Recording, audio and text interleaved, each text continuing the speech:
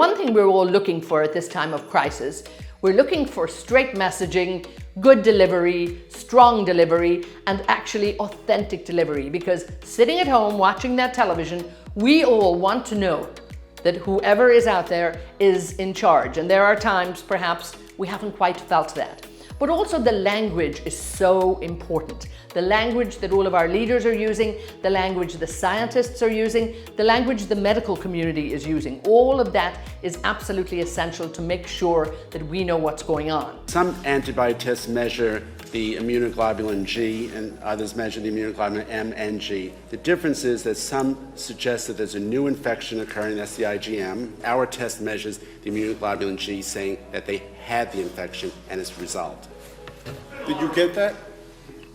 Yeah, neither did I. Sorry, do that one more time. I got one more time. Thank you. And I love there's a word that's rambling around at the moment, and I mean it has to be that word that just drives me crazy. And I think there's nothing discombobulating about what's going on at the moment. Things are challenging, things are, we're cautious, we're fearful, it's confusing, but discombobulating, please, please, please, just tell us what's going on and what you know and what we can perhaps do about it. Completely discombobulated immigration system where people are terrorized. Confused. Have you never heard of that term? Discombobulate. Wow. First, discombobulate. Then block his blind jab.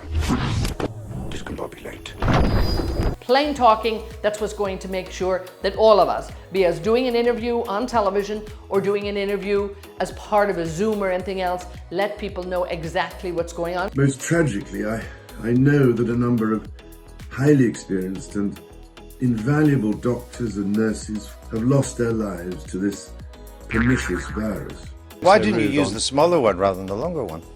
I didn't think of it actually. Floxinol-inhalipication came to mind, as it does from time to time. When you're involved in a conversation, always think when you've made that statement, think, so what? And who cares? And if you can add those two little questions coming at you, you really will deliver a much more rounder and a much more informative answer to any question that anybody will want to know. Because ultimately we've all been there, where we sit and we watch and we think, so what? And they might answer that one if prompted, but then we just think, who cares? So make sure you're answering both of those two little questions to get really good delivery in terms of anything you have to say.